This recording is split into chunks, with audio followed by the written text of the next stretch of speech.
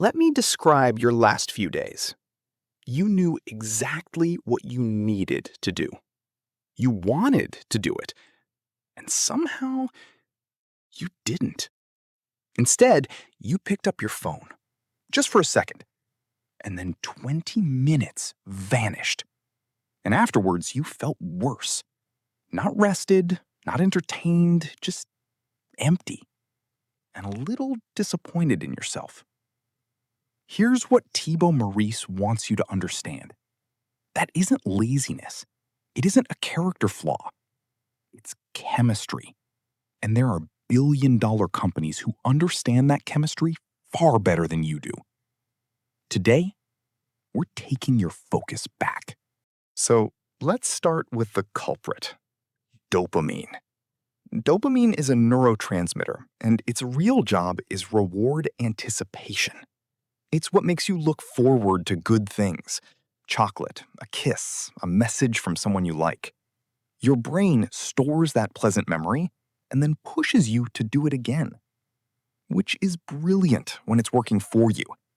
But what happens when your brain's cheerleader is being pulled in 50 directions at once? You start needing constant entertainment. Focus gets fuzzy. Procrastination creeps in. And as you get less done, you start thinking less of yourself. Confidence drops. Apathy arrives.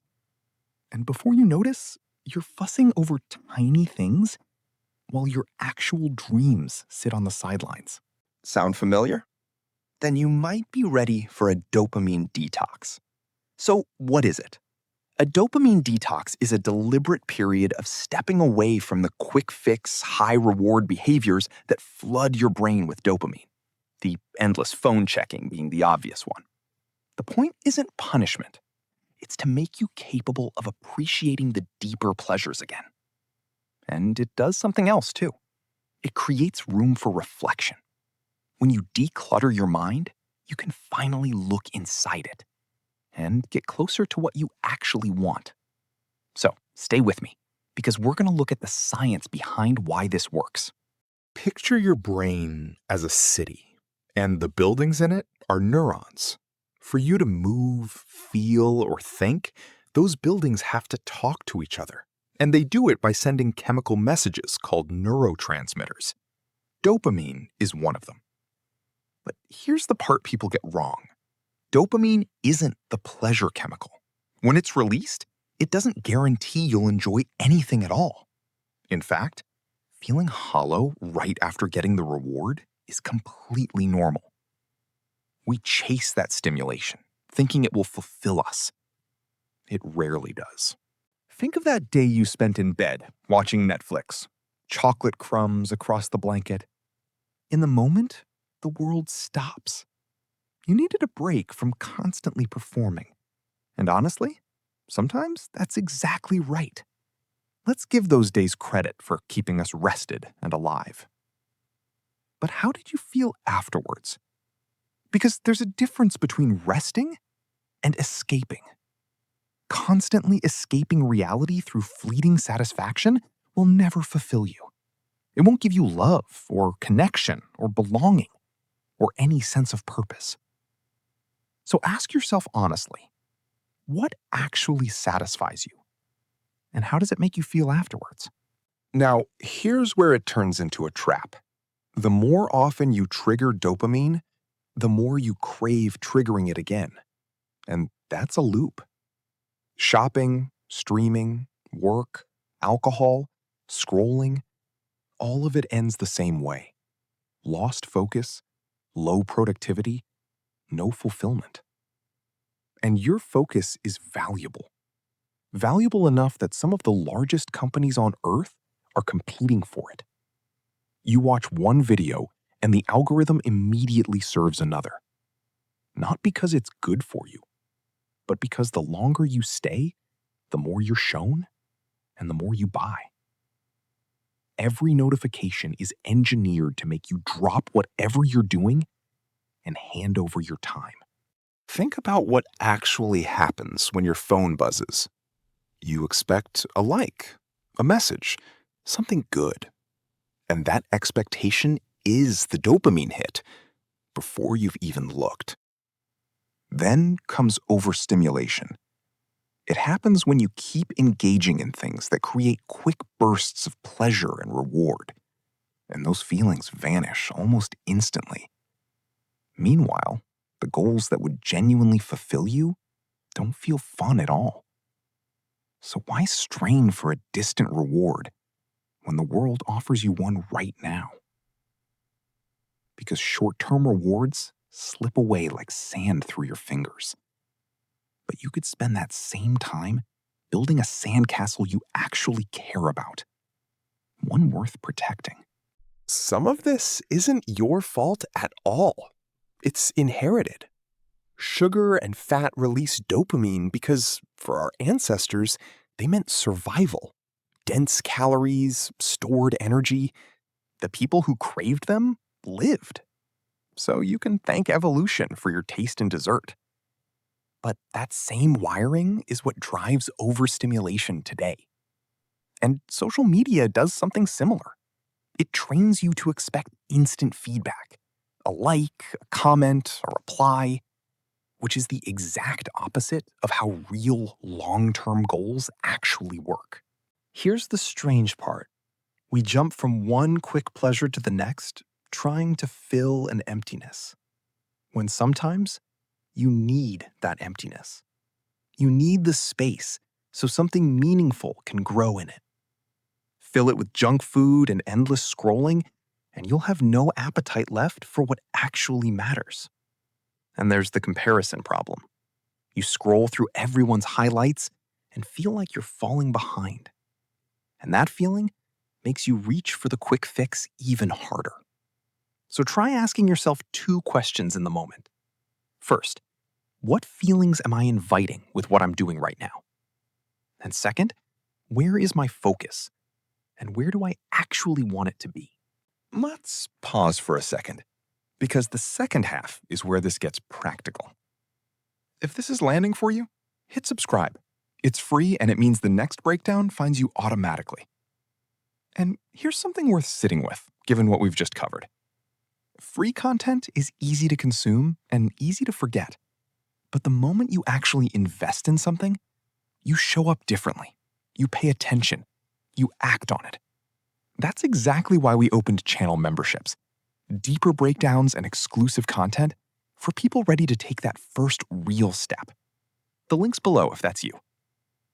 Now, let's talk about why you procrastinate. Now, here's the line from this book that I think matters most. You don't procrastinate because you lack discipline.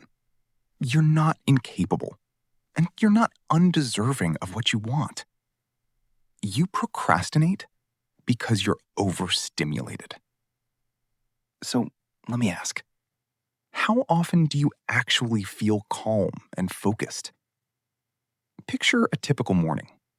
You wake up and check your phone, scroll a little, make breakfast, put a video on while you eat, message someone, second coffee, reply to a comment, then 40 minutes disappear into stories. Back to TikTok, send one email, do the laundry. You've been on a hamster wheel of tiny tasks, each one handing you a small hit. And by comparison, the work that actually matters feels unbearably dull. That's it. That's procrastination. Maybe your morning looks different. So picture your own version. What does your distraction loop actually look like? Meurisse names 4 lies your mind tells to pull you back in. Watch for them. Lie 1. I can go back to work anytime. What difference does 10 minutes make? I think you already know. If you're not in control, 10 minutes becomes hours. Lie 2. I'll just do it later. So how many goals have you already lost to later? Postponing becomes a habit faster than you'd think. Lie 3? Do something else. This is fun and exciting. But exciting isn't the same as fulfilling. Both matter, and you need a balance between them. And lie 4.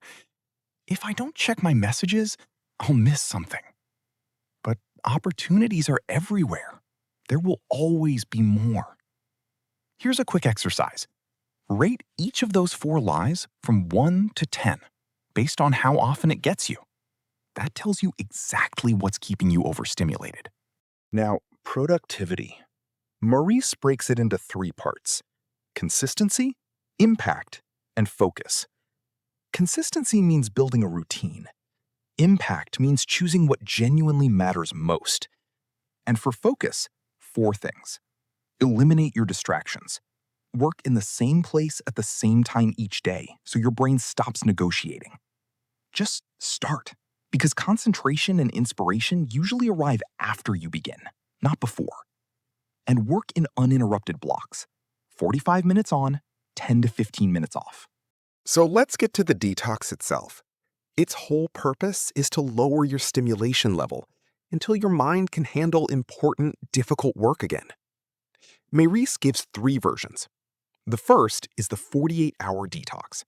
For 2 full days, you cut the external stimulants: caffeine, alcohol, films, your phone, social media, video games, the internet, junk food.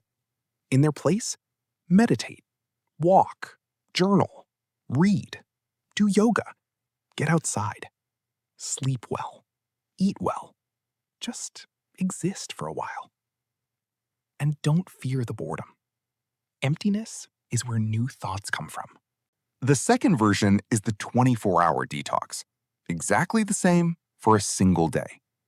Getting fully back to a natural, peaceful state can take longer than that. But one day is a genuinely strong start. And the third is the partial detox. Here, you remove just one thing that's eating your time and energy. Cap your social media. Step away from streaming for a while. That's it. It can sound intimidating at first, but take it in small steps, and your mindset shifts from impossible to actually, I could do that. So here's how to begin. Step 1.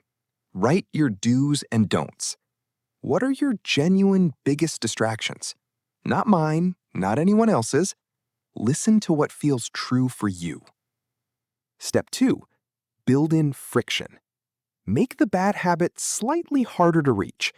If Instagram is your weak point, delete the app and allow yourself to use it only through a browser. That small extra step breaks the automatic reach. Write those rules next to each activity on your list. And step 3, start your day with a calm morning routine. Add something that deepens focus before the world gets to you. Stretching, some quiet music, a few minutes of planning. Because planning your day first thing gives you clarity and a real sense of control. Set your intentions before the notifications set them for you.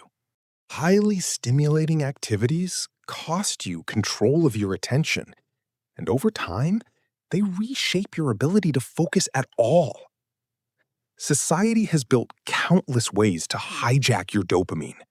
It wants you buying things, and the most effective way to sell you something is to take your attention and tell you you're not enough. Meanwhile, the things that would genuinely change your life, becoming who you want to be, building a family, getting healthy, start feeling impossibly complicated. Because when you're overstimulated, you simply cannot do what matters most. So stop expecting fulfillment from short-term pleasure. Fulfillment comes from the things that line up with your values and your goals. The things that make you feel you're actually pursuing your purpose. Pick the version of the detox that feels right for you right now. And pay attention to what comes up. If you get restless or you desperately want to check your messages, don't judge it. Write it down. Notice what happened just before that feeling arrived. That's how you learn your own patterns.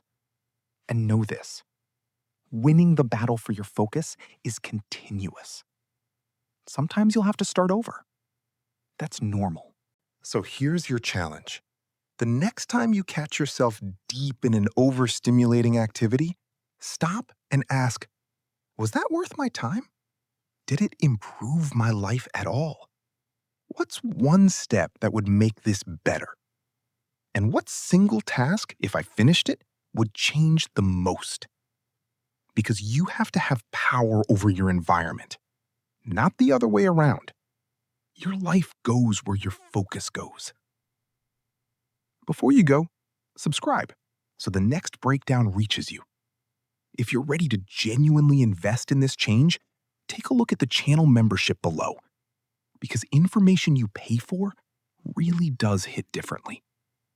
And if you'd like to help us keep finding and breaking down books like this one, a super thanks makes a real difference.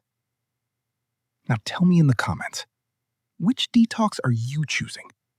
48 hours, 24, or partial?